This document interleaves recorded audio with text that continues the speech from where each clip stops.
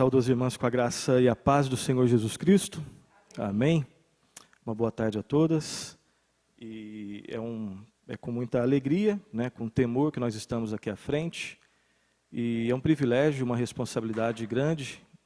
Somente pela graça de Deus nós estamos aqui para compartilhar a palavra de Deus com as irmãs. E na expectativa de que Deus seja honrado, exaltado, e que nós sejamos alimentados, que as irmãs sejam alimentadas na sua fé, que nós saiamos daqui dessa tarde aprendendo um pouco mais sobre a vontade de Deus para as nossas vidas, que as irmãs saiam daqui mais encantadas com Deus, sabendo que esse Deus, o único Deus que existe, é o Deus da verdade, é o Deus da liberdade, é o Deus que nos confronta quando nós devemos ser confrontados, nos conforta, nos instrui, nos alimenta, e nunca abandona o seu povo. Que essas verdades possam cada vez mais calar no coração das irmãs. Para a nossa reflexão nessa tarde, eu escolhi o texto de Atos, capítulo 16, dos versículos 11 até o versículo 15. Atos 16, do 11 ao 15. O episódio da conversão de Lídia. Sei que é bastante conhecido das irmãs, essa história, mas cremos que pela graça de Deus, nós sempre aprendemos, inclusive naqueles textos que nós conhecemos desde criança. Atos capítulo 16, do versículo 11 até o versículo 15, lá está escrito assim, eu vou ler e peço que as irmãs acompanhem. Tendo, pois, navegado de Troade, seguimos em direitura a Samotrácia, no dia seguinte a Neápolis, e dali a Filipos, cidade da Macedônia, primeira do distrito e colônia. Nesta cidade permanecemos alguns dias. No sábado, saímos da cidade para junto do rio, onde nos pareceu haver um lugar de oração. E assentando-nos, falamos às mulheres que para ali tinham concorrido. Certa mulher chamada Lídia, da cidade de Tiatira, vendedora de púrpura, temente a Deus, nos escutava. O Senhor lhe abriu o coração para atender às coisas que Paulo dizia. Depois de ser batizada, ela e toda a sua casa nos rogou, dizendo: se julgais que eu sou fiel ao Senhor, entrai em minha casa e aí ficai. E nos constrangeu a isso. Amém. Feche os seus olhos, nós vamos fazer mais uma breve oração. Graças te damos, ó santo e misericordioso Pai Celestial, no nome de Jesus, nós suplicamos a Ti, ó Senhor Deus eterno, Tua direção em nossas vidas. Ó Espírito Santo, ilumina os nossos corações, as nossas mentes, para que possamos compreender aquilo que o Senhor mesmo inspirou, e que essa compreensão traga mudança nas nossas vidas. Essa é a nossa oração, ó Pai. No nome de Jesus. Amém. Amém. Minhas irmãs, quero começar com algumas perguntas. Quero que você responda para você mesmo essas perguntas que eu quero fazer, que eu vou fazer aqui no começo. Eu não conheço, eu creio que a maioria das irmãs aqui, então responda para você mesmo. Como foi a história da sua conversão?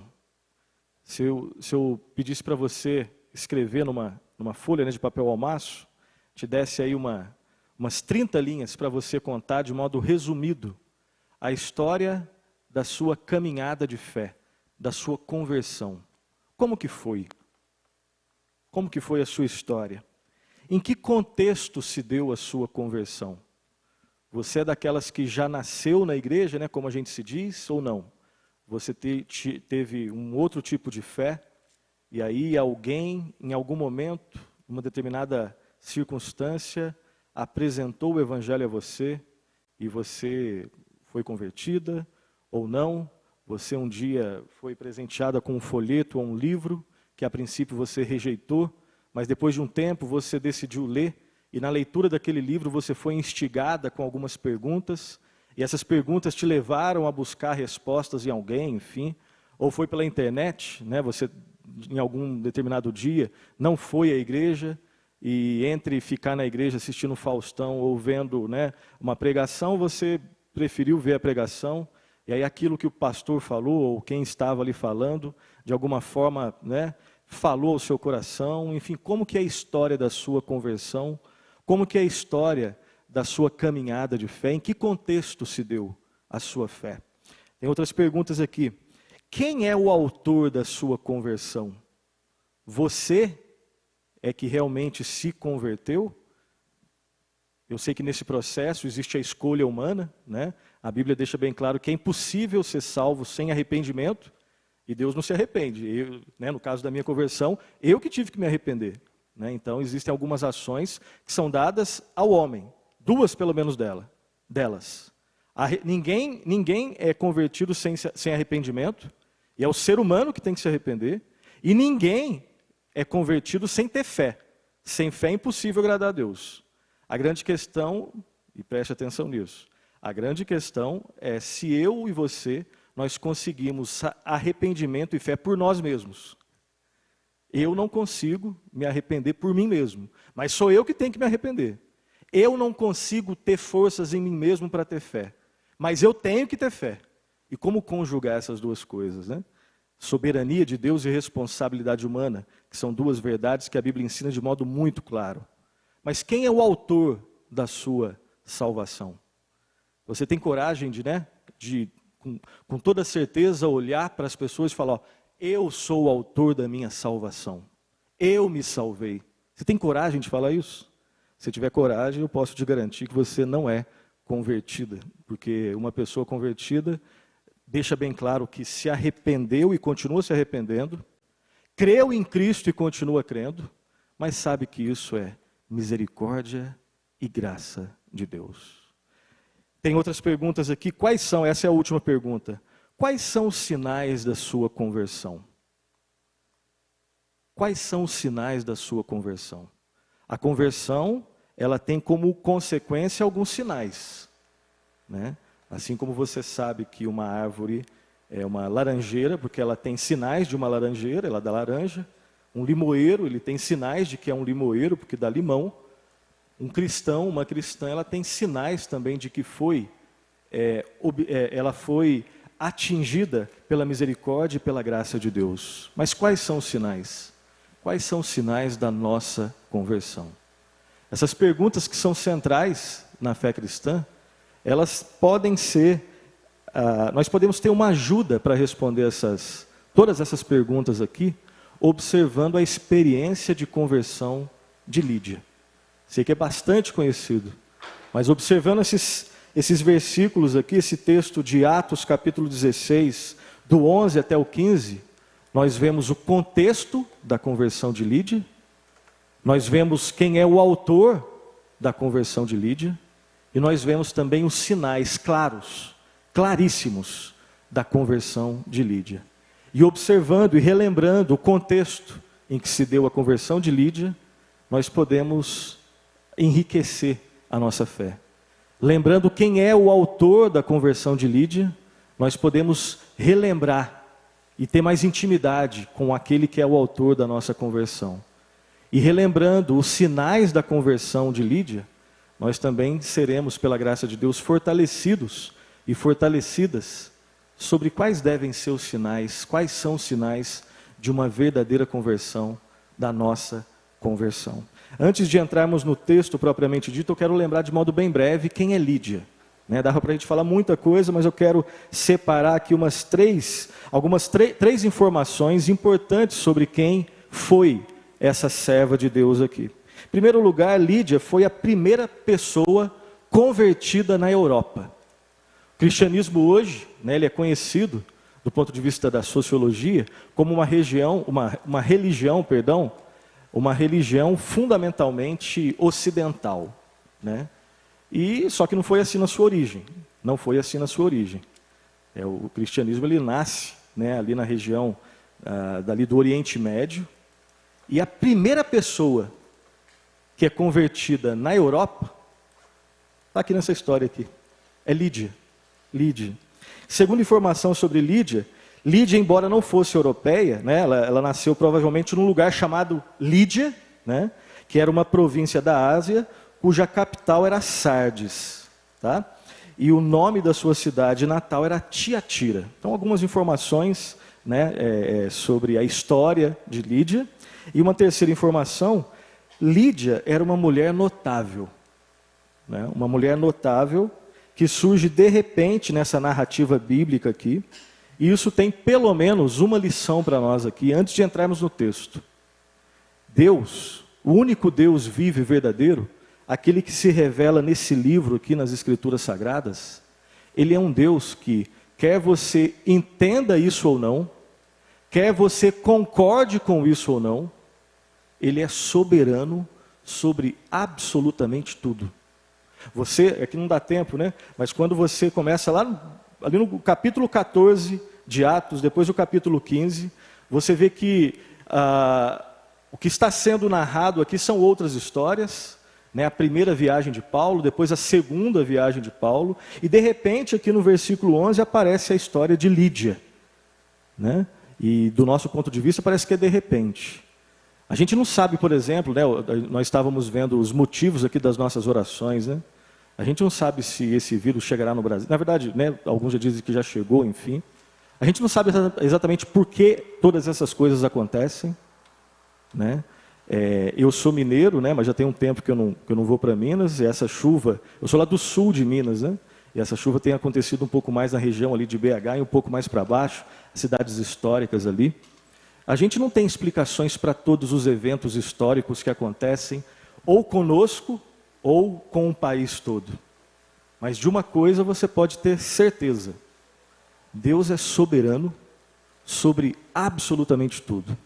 Ele é soberano sobre a minha vida, sobre a sua vida, sobre a sua família. Quer você esteja triste, Ele continua sendo soberano, e Ele conhece a sua tristeza.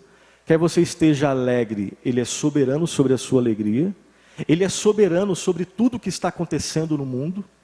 Deus não está calado, e quer nós entendamos isso ou não, e eu sei que nós não entendemos muitas coisas, Ele continua sendo soberano. Ele é soberano, Ele foi soberano durante todos os desafios que o apóstolo Paulo passou aqui. Logo depois do nosso texto aqui, Paulo e Silas, eles foram açoitados. No nosso texto, eles pregaram a palavra, e pela graça de Deus, essa mulher foi convertida.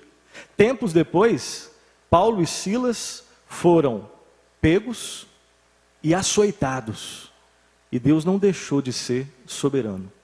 Um dos vários motivos de oração, né?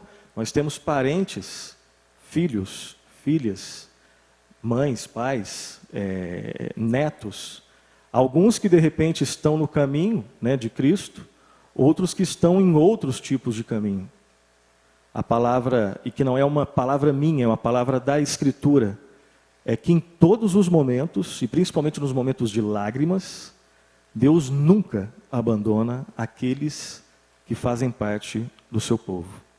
As irmãs devem conhecer, né, talvez conheçam a história de Mônica, uma das mães mais importantes, né, mais conhecidas da história do cristianismo. Não está na Bíblia, né, ela é a mãe do Agostinho de Hipona.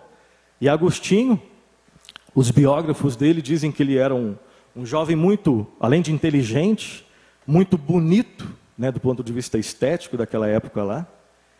E antes de ser convertido, ele passou por várias outras religiões. E ele passou por um período da vida dele nas sensualidades, né, se entregando aos prazeres da carne. E Mônica é conhecida como sendo uma mãe que orava e orava e orava. Entrava ano e saía ano, ela orava e orava e orava. Até que um dia, pela misericórdia e graça de Deus, Agostinho foi convertido. E eu consigo imaginar um pouco, né? Mas talvez as mães, vocês conseguem, as senhoras conseguem imaginar um pouco mais a alegria indizível de ter alguém que você ama sendo tirada do reino das trevas e colocada agora no reino da luz. Depois disso é a história. Agostinho é um dos nomes mais importantes da filosofia em geral, da filosofia cristã em especial e da teologia. É impossível, honestamente, falar de filosofia ou de teologia, de história da igreja cristã, sem citar esse personagem. Mas tinha uma mãe por detrás que orava e orava e clamava pela misericórdia e graça de Deus. E um dia, Cristo transformou a vida desse homem. Fechando parênteses, voltando para a nossa história. Essas são algumas informações bem rápidas e bem básicas da vida de Lídia.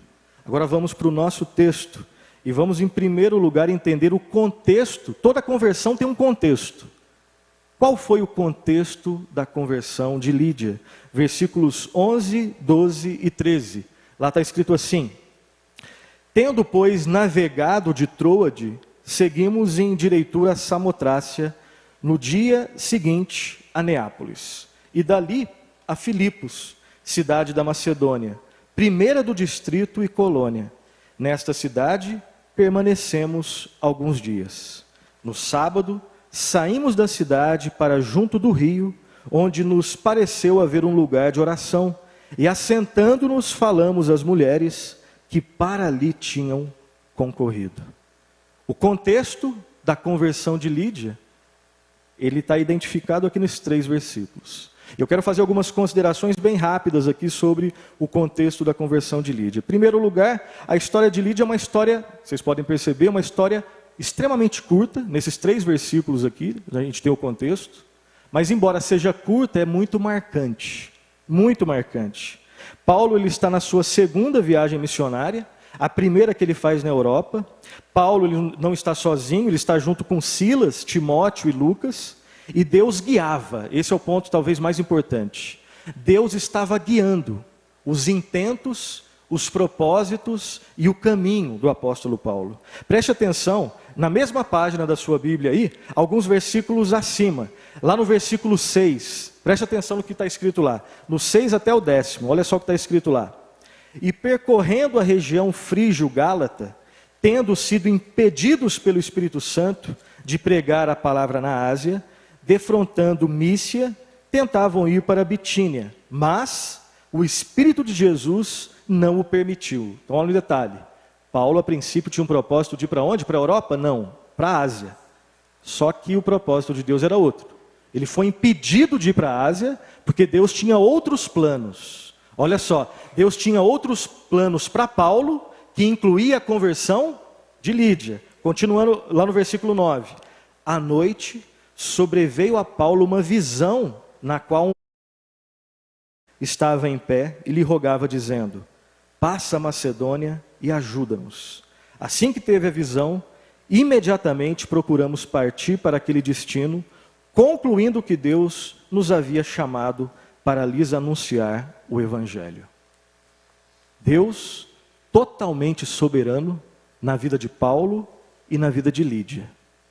E aqui nós temos um outro ensino para nós aqui.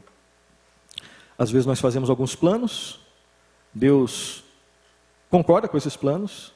Às vezes nós fazemos alguns planos e Deus não concorda com esses planos. Quer nós ir, para onde você for, Deus continua sendo soberano. Deus é soberano inclusive na nossa desobediência. Ocorre que quando nós desobedecemos, se nós somos filhos de Deus, nós seremos corrigidos, nós seremos disciplinados. Mas Deus continua sendo sempre soberano. Mas preste atenção, o apóstolo Paulo foi usado por Deus na vida de muitas pessoas. Hoje nós vamos lembrar sobre como ele foi usado na vida de Lídia. E você, irmã em Cristo, você, serva de Deus, pode ser usada por Deus, para que outras pessoas conheçam o Senhor Jesus Cristo. Dentro da sua casa, na sua vizinhança, com pessoas que você, como a gente diz na gíria, né, que você vai com a cara, outras que você não vai com a cara. Deus não tem compromissos com os nossos gostos particulares. Deus pode usar você, e tomara que Ele use a cada um de nós aqui, né, para aquelas pessoas que nós temos um pouco mais de empatia, e por aquelas que nós não temos tanta empatia assim. Que Deus possa usar cada um de nós aqui, para que outras pessoas possam conhecer o Salvador Jesus Cristo. E aí, voltando para o nosso contexto da conversão de Lídia, Paulo e o seu grupo, eles tinham uma estratégia. Eles ficavam ali em Filipos alguns dias, e no sábado, eles saíram para pregar o Evangelho. E aí Paulo, né, ele sabia que algumas mulheres se reuniam ali perto de um rio, vendo aquilo ali e desconfiando que ali fosse uma reunião de oração, e era, ele vai lá e prega a palavra de Deus. Basicamente essas são as informações simples sobre o contexto da conversão de Lídia. Lídia nem estava sabendo de nada disso, Paulo também não estava sabendo de tudo o que ia acontecer. O que ele sabia é que ele queria ir para a Ásia, Deus não queria que ele fosse para a Ásia, e ele não foi para a Ásia, era para ir para a região ali mais da Europa, né, o que nós conhecemos hoje como Europa. E aí a estratégia dele, fica num determinado tempo numa cidade, e aí depois vai pregar o evangelho. Então ele vê um grupo de mulheres perto de um rio, né, e vai lá e prega a palavra para essas mulheres. Basicamente esse é o contexto. O contexto da conversão de Lídia. E eu volto a perguntar, qual foi o contexto da sua conversão? Você lembra disso? Como que aconteceu a sua conversão? Eu sei que algumas conversões possuem, né, um aspecto mais dramático. Quando você tem um tipo de vida, um estilo de vida completamente contrário ao cristianismo, e quando você é convertido ou convertida, a mudança, né, às vezes eu sei que tem pessoas que sabem exatamente o dia da sua conversão. Outras pessoas que foram criadas em lares cristãos, né, claro que elas não nasceram crentes, né, todo mundo já nasce pecador. Mas aqueles que de repente nascem, né, meio que dentro da igreja, externamente falando, você às vezes tem dificuldade, inclusive a pessoa tem dificuldade para falar assim, olha, foi exatamente esse dia.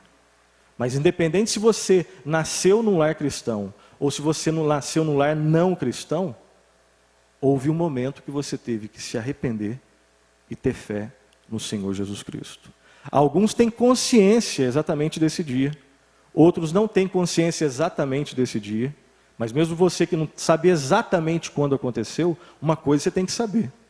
Você se arrependeu e continua se arrependendo dos seus pecados, que você creu e continua crendo no Senhor e Salvador Jesus Cristo, como seu único Redentor, Senhor e Salvador. Como que foi o contexto da sua conversão?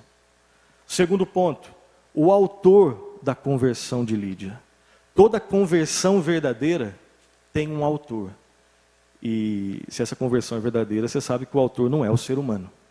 Salvação do ponto de vista bíblico nunca é um movimento de baixo para cima. É sempre de cima para baixo. Não é primeiramente uma manifestação de amor do homem para Deus. É sempre primeiramente uma manifestação de Deus para com essa pessoa. Nunca é um esforço de baixo para cima, do homem em relação a Deus. Porque qualquer tipo de esforço que o homem ou a mulher faça em relação a Deus, para querer merecer o favor de Deus, nunca vai ser aceito por Deus, porque Deus só aceita aquilo que é bom. E não é 80% bom. Deus só aceita quem é 100% bom. E eu e vocês, nenhum de nós aqui, nós estamos no padrão de Deus. A princípio, perante os olhos santos de Deus, ninguém é aceito. Todos nós somos rejeitados. Deus não é como eu e como as irmãs, que às vezes empurram pecados para baixo do tapete e aceitam. Com Deus não dá para passar com 7. Com Deus não dá para passar com 8. Né? Como alguém disse, na faculdade, 7 é 10. Com Deus, 9,9 é inferno. Deus só aceita aquele e aquela que é perfeito ou perfeita. E aí nós temos um grande problema. Na verdade, um problema insolúvel do ponto de vista meu e seu. Como que nós podemos ser aceitos por Deus, se Deus só aceita aquele que é perfeito? É só se Ele mesmo resolver esse problema. E aí ele resolveu esse problema. No versículo mais conhecido da Escritura, provavelmente.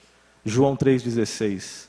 Porque Deus amou o mundo de tal maneira que deu o seu Filho unigênito, para todo aquele que nele crê, não pereça, mas tenha a vida eterna.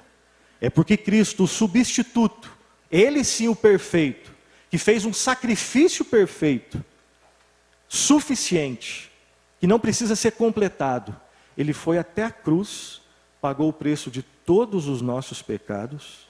Nele nós temos perdão, nele nós temos vida. E Deus só pode aceitar pessoas como eu e como as senhoras, e como vocês. E quando falo vocês é com muito respeito, por favor. Deus só pode aceitar seres como nós aqui, porque o perfeito Cristo entrou no nosso lugar, sofrendo o que eu deveria e que nós deveríamos sofrer. Agora, quando Deus olha para uma pessoa que foi convertida, Ele sabe que todos os pecados dessa pessoa foram pagos por Cristo e toda a justiça de Cristo foi colocada na nossa conta. E é por isso que nós podemos ter comunhão com Deus. Mas é sempre Ele que vem até nós. Nós o amamos porque Ele nos amou primeiro. Porque se Ele não tivesse nos amado primeiro, nós nunca iríamos amá-lo. Nós continuaríamos ser seres que odiavam a Deus. E Lídia, por enquanto, não é convertida. Nós vimos o contexto da conversão de Lídia. Agora nós veremos o autor da conversão de Lídia, versículo 14. Acompanhe a leitura.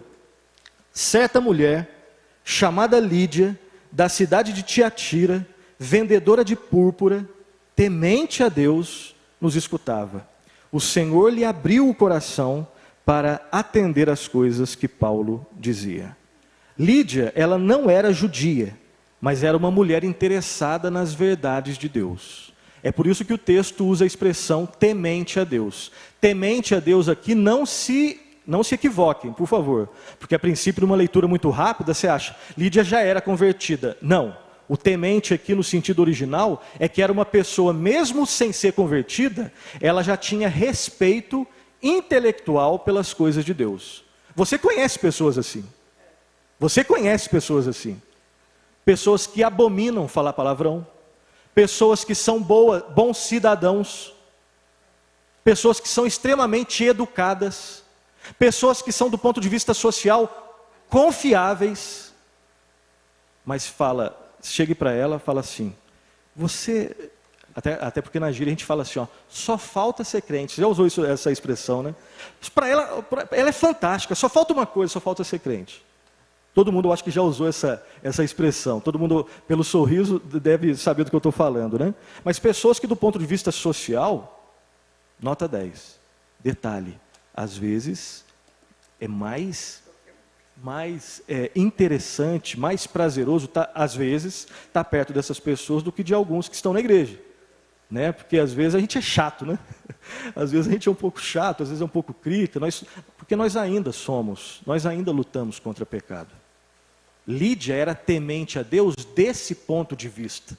Ela tinha interesse, né? É provável que você conheça pessoas que às vezes participam, venham na igreja, sentam, e se você perguntar como é que foi o sermão, olha, interessante, achei interessante, gostei, eu concordo com quase tudo que ele fala.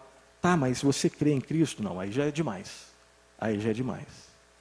Lídia, a essa altura do campeonato, no comecinho aqui do versículo 14, ela era temente a Deus porque ela tinha apreço por questões religiosas, ela não concordava com os outros deuses e sabia que, ou tinha a impressão de que Iavé, o Deus dos cristãos, o Deus verdadeiro, ele era um Deus diferente dos demais. Ela tinha respeito por questões religiosas. Nesse sentido, ela era temente a Deus. E é por ser temente a Deus que ela ouviu a pregação de Paulo. Imagina só Paulo chegando numa rodinha, né, um amontoado de pessoas. Algumas pessoas, sabendo que Paulo já vai pregar o evangelho, já vão fazer o quê? Já vão sair. E é de crente, já estou indo embora. Agora, mesmo pessoas não convertidas, mas que têm respeito por questões religiosas, sentam e ouvem. Lídia era uma dessas. E ela continuaria a ser uma dessas se algo não acontecesse. E esse algo está escrito aqui, no meio aqui do versículo 14. O Senhor lhe abriu o coração para atender às coisas que Paulo dizia. Se Deus não abrisse o coração de Lídia, ela continuaria a ser uma pessoa ética, moral, confiável do ponto de vista social, mas uma não crente. Mas porque Deus abriu o coração, Aí sim, ela foi convertida. E quem é o senhor da conversão de Lídia? Foi aquele que abriu o seu coração.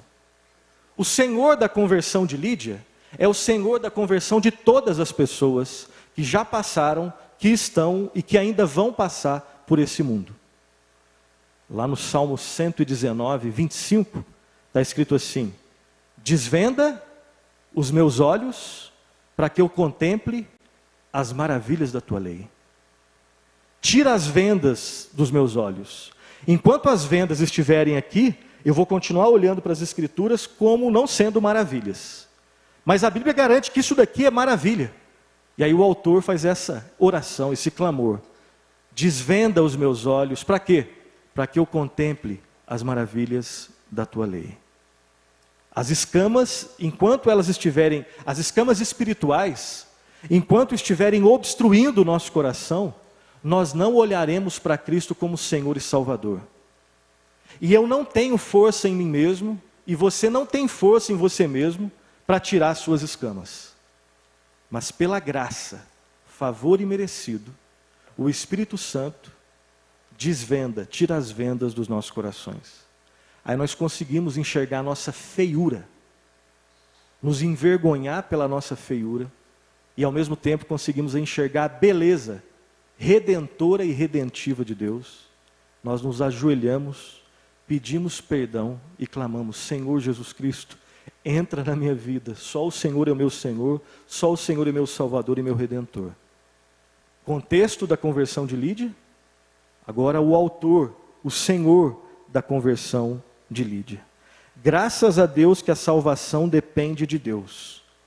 Lídia fez uma escolha, isso é inegável, ela quis ouvir, mas a escolha de Lídia estava dentro de um contexto de uma escolha maior, a escolha de Deus. Uma pessoa genuinamente só escolhe a Deus se Deus antes a escolher.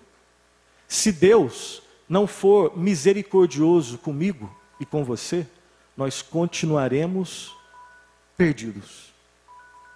E isso é verdade do início ao fim. Do início ao fim. Se você tem alguma dúvida disso, se as senhoras têm alguma dúvida disso, porque tem gente que acha que é mais forte do que realmente é, né?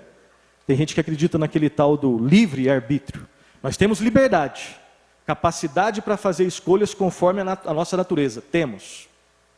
Livre-arbítrio é poder fazer uma escolha contra a sua natureza. Se você acha que você é tão forte assim, né, como alguém já disse, prove que você é tão forte assim com o seguinte: hoje é dia 4 ou 5? Hoje é dia 4, né? Que horas nós estamos agora? No meu aqui são 15h37. Então você faz mais ou menos o seguinte teste, se você é tão forte assim. Amanhã, no dia 5, às 3h37, ou seja, vai passar um dia, tenta ficar um dia sem pecar. Um dia só. Não são 2, nem 3, nem estou falando para você ficar o ano inteiro. Se eu acho que eu sou uma pessoa tão forte, que tem essa liberdade para fazer qualquer tipo de escolha, prova para você mesmo. Eu vou passar um dia sem ter nenhum pensamento errado, sem ter nenhum apetite errado, sem ter nenhum desejo errado, sem ter nenhuma atitude errada. Eu vou, nesse dia, 24 horas, amar a Deus de todo o meu coração, de toda a minha alma, de todo o meu entendimento, de toda a minha força. E vou amar o meu próximo como a mim mesmo, porque eu quero provar para vocês que eu tenho essa força toda que o mundo diz que nós temos. Você não tem. Você sabe disso. Porque provavelmente, se você for parecida comigo um pouco, você tem alguns pecados contra os quais você luta, não há uma semana, mas há algum tempo. E você chora por esses pecados, você tenta, consegue uma semana, depois volta de novo. Eu estou mentindo? Nós não somos tão fortes assim, em nós mesmos. Na verdade, em nós mesmos, nós somos uma piada sem graça. Nós estamos fadados ao fracasso.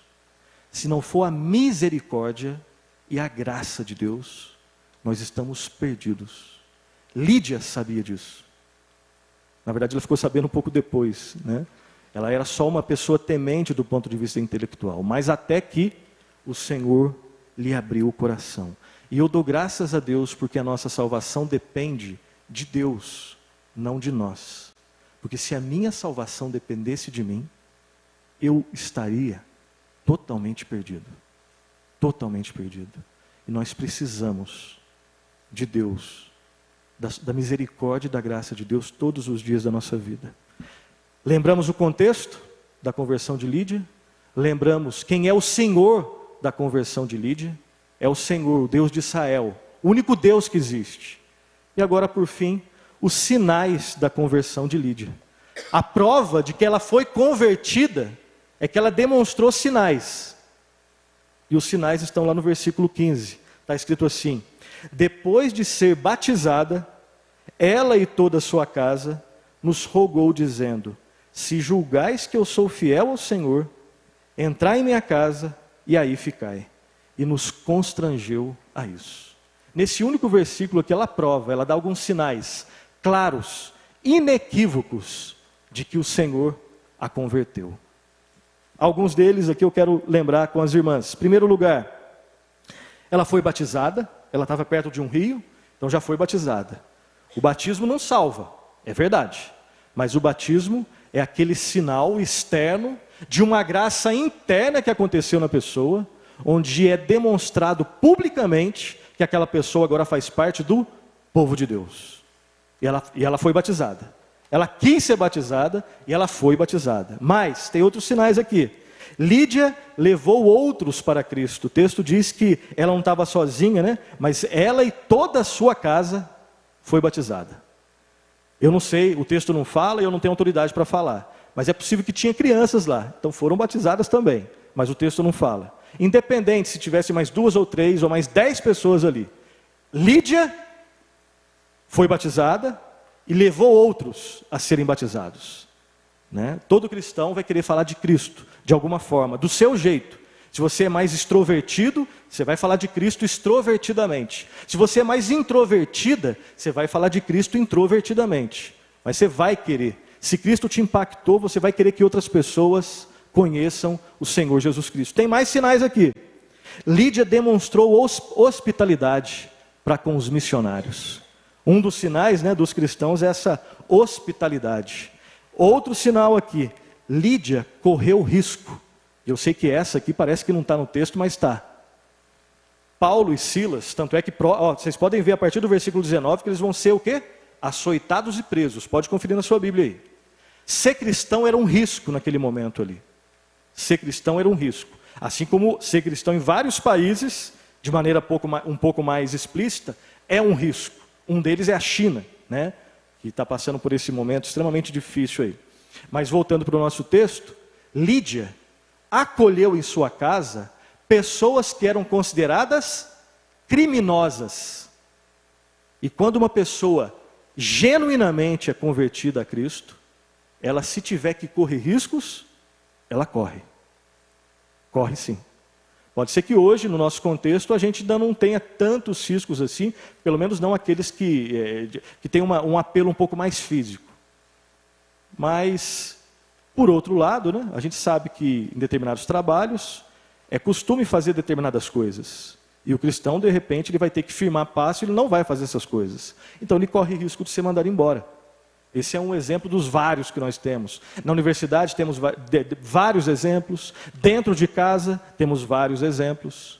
Lídia, como um dos sinais de que ela era convertida, ela correu riscos para a glória de Deus. Vimos então o contexto da conversão de Lídia. Você também tem um contexto na sua conversão. Vimos o autor da conversão de Lídia, que é o mesmo autor de toda pessoa convertida, e os sinais da conversão de Lídia. E aí eu quero terminar com a seguinte reflexão: quais são os sinais de que as irmãs, que nós somos convertidos?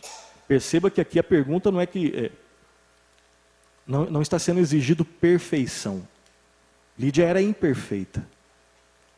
Inclusive no seu testemunho, né, ela manifestava imperfeições. Mas o cristão tem que sinalizar, na verdade não tem. O cristão sinaliza que ele é cristão. Como que eu tenho falado com as pessoas? Como que eu tenho agido com as pessoas? Quais têm sido os meus pensamentos, os meus desejos? Eu choro, as irmãs choram pelos seus pecados? O pecado, já que todo mundo peca, não é? Enfim, quem é você para ficar falando de pecado? Qual foi a última vez que as irmãs, que nós choramos pelos nossos pecados? Ir na igreja realmente é uma alegria, um compromisso? Ou é um fardo? Eu não estou falando aqui que sempre vir na igreja vai ser, que você vai acordar sempre no domingo e já vai pular de alegria sempre. Às vezes é cansativo, mas a gente vem mesmo assim. E normalmente, quando você às vezes sai cansado de casa e vem à igreja, você volta falando assim, puxa, que bom, graças a Deus que eu vim. Ia ser ruim se eu ficasse. Não coloque como critério para você o seguinte, eu só vou à igreja quando tiver prazer. Isso é uma loucura, isso é suicídio espiritual. Porque às vezes o que me dá prazer é pecado. E o que me deixa sem prazer são as coisas de Deus. O conceito que nós temos de prazer, ele ainda é infectado pelo pecado. Ele deve ser purificado. Não se esqueça disso. Coisas que às vezes nos dão prazer, são coisas pecaminosas. E às vezes as coisas de Deus são cansativas. Então venha à igreja com prazer ou sem prazer. Porque provavelmente lá no final, depois de... Igual oração. Fazer oração sempre é prazeroso? Sejam honestas, por favor. Claro que não. E se você colocar como critério, só vou orar quando tiver prazer, muitas vezes você não vai orar. Provavelmente na maioria das vezes você não vai orar. Ore com prazer ou sem prazer. Até porque pela graça de Deus, o prazer virá com você orando. Isso vale para a leitura da Bíblia, isso vale para a oração, isso vale para o serviço cristão, isso vale para o congregar com os irmãos na igreja. O nosso coração, a Bíblia diz que ele não é enganoso. A Bíblia não diz isso. Ele é desesperadamente enganoso. Se fosse enganoso já estava complicado. Mas a Bíblia diz que ele é desesperadamente enganoso. Confie na Bíblia, não no seu coração. E nesse processo todo, peça para que Deus continue moldando o seu coração. As aplicações que eu faço no final são as seguintes. Dê graças a Deus se você já é convertida. Dê graças a Deus pelas pessoas que Ele colocou no contexto da sua conversão. Talvez hoje mesmo, se der para conversar, mandar um WhatsApp, para aquela pessoa que pregou o Evangelho para você. Dê graças a Deus pelas pessoas que pregaram o Evangelho para você, que participaram do contexto da sua conversão. Segundo lugar, segunda aplicação, louve a Deus, porque Ele é o autor da sua conversão. E aquele que começou boa obra em vós, vai levar até um certo ponto e vai deixar o resto com você. É assim que está na Bíblia? Não. Aquele que começou a boa obra em vós, vai completá-la até o dia de Cristo Jesus. Nós erramos com Deus e nós, infelizmente, tristemente, às vezes abandonamos a Deus. Ele nunca abandona os que são seus. Nunca. O contexto, o autor da salvação e os sinais. Ore, peça para que Deus molde cada vez mais, transforme o seu coração e que Ele fortaleça a nossa fé para que nós continuemos a manifestar os sinais cada vez mais claros e cada vez mais fortes da nossa conversão. Pregue o Evangelho a outras pessoas. Continue a orar por outras pessoas. Continue a presentear pessoas com folhetos, com bíblias, com bons livros e a pregar para essas pessoas. Porque assim como você um dia foi convertida, você agora é chamada a fazer parte do contexto da conversão de outras pessoas. Dá para imaginar a maravilha que é isso? Alguém um dia ligar para você e falar, oh, muito obrigado. Aquele dia eu tive raiva de você ter falado para ir na igreja. Hoje eu compreendo o que é ser um cristão. Hoje eu quero te falar que foi pela graça de Deus, Deus te usou para isso. Dá para imaginar um pouco o que é essa alegria? Que Deus possa fortalecer a fé de cada uma das irmãs, abençoá-las e conduzi-las cada vez mais a uma fé cada vez mais forte para a glória de Deus. Feche os seus olhos, nós vamos terminar orando. Pai Celestial, no nome de Jesus, nós agradecemos a Ti, ó Pai, pela Tua palavra que é perfeita, que restaura a nossa alma, que nos instrui, que nos alimenta, que nos confronta, que nos conforta, que nos dá direção, que fortalece a nossa fé. Obrigado, ó Pai, porque nessa tarde nós pudemos relembrar, ó Pai, o contexto da conversão de Lídia, o Senhor que é o autor da conversão de Lídia e os sinais da conversão da Tua serva Lídia. E suplicamos a Ti, ó Santo Deus, tem misericórdia de nós, perdoe os nossos pecados, fortalece a nossa fé, ó Pai, transforma-nos para a Tua honra e Tua glória, dá-nos coragem, ó Pai, e intrepidez, para testemunharmos, a tempo e fora de tempo, com a nossa vida e com as nossas palavras, que Jesus Cristo é nosso Senhor e Salvador. Dá-nos, ó Pai, consciência dos nossos pecados, opera arrependimento em nós, que possamos, ó Pai, chorar e abandonar, arrepender pelos nossos pecados e viver vidas olhando fixamente para o Senhor, Jesus Cristo, o autor e consumador da nossa fé, no nome de quem nós oramos e agradecemos por tudo. Amém. Que Deus os abençoe.